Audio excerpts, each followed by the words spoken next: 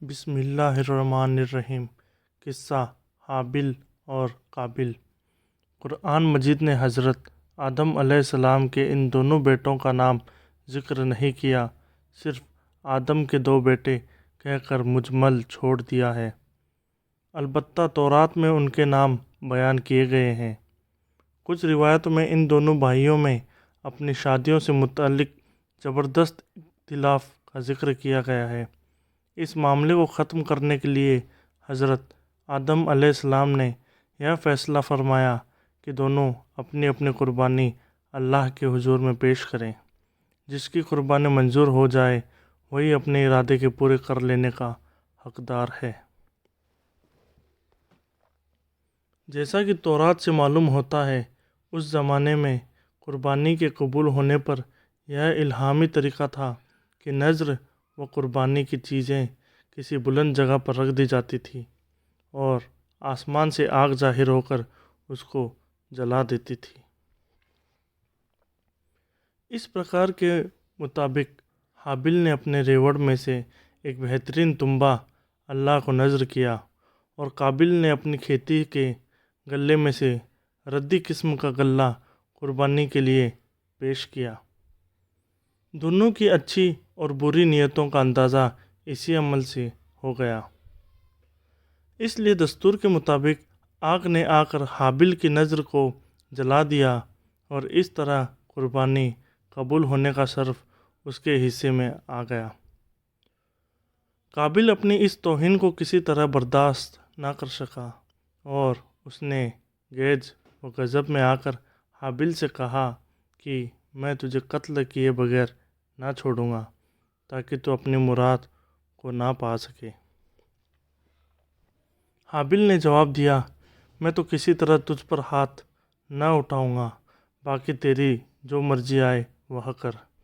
رہا قربانی کا معاملہ، سو اللہ کے یہاں نیک نیت ہی کی نذر قبول ہو جاتی ہے۔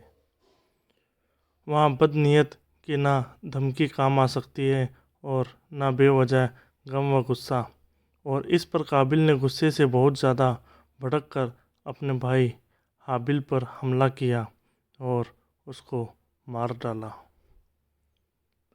قرآن پاک میں نہ شادی سے متعلق اختلاف کا ذکر ہے اور نہ ان دونوں کے ناموں کا ذکر ہے، صرف قربانی کا ذکر ہے، اور اس روایت سے زیادہ حابل کی لاش کے دفن کے متعلق یہ اضافہ ہے۔ قتل کے بعد قابل حیران تھا کہ اس لاش کا کیا کریں۔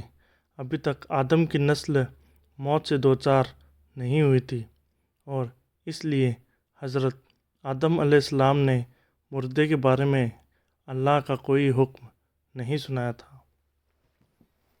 یکایک اس نے دیکھا کہ ایک کوے نے زمین کھرید کر گڈھا کھودا۔ قابل اسے دیکھ کر چیتا کہ مجھے بھی اپنے بھائی کے لیے اسی طرح گڈھا کھودنا چاہیے، اور کچھ روایتوں میں ہے کہ کوے نے دوسرے مردے کوے کو اس گڈھے میں چھپا دیا۔ قابل نے یہ دیکھا تو اپنی ناکارہ زندگی پر بے حد افسوس کیا اور کہنے لگا کہ میں اس جانور سے بھی گیا گزرا ہوں کہ اپنے اس جرم کو چھپانے کی بھی اہلیت نہیں رکھتا۔ شرمندگی اور افسوس سے سر جھکا لیا اور پھر اسی طرح اپنے بھائی کی لاش کو مٹی کے حوالے کر دیا۔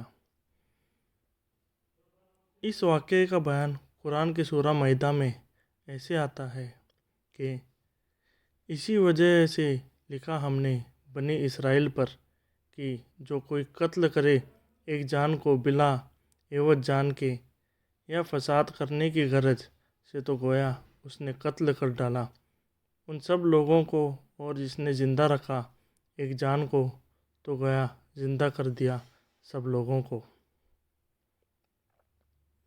امام احمد نے اپنی مسند میں حضرت عبداللہ بن مسعود رضی اللہ تعالیٰ عنہ سے ایک روایت کی ہے،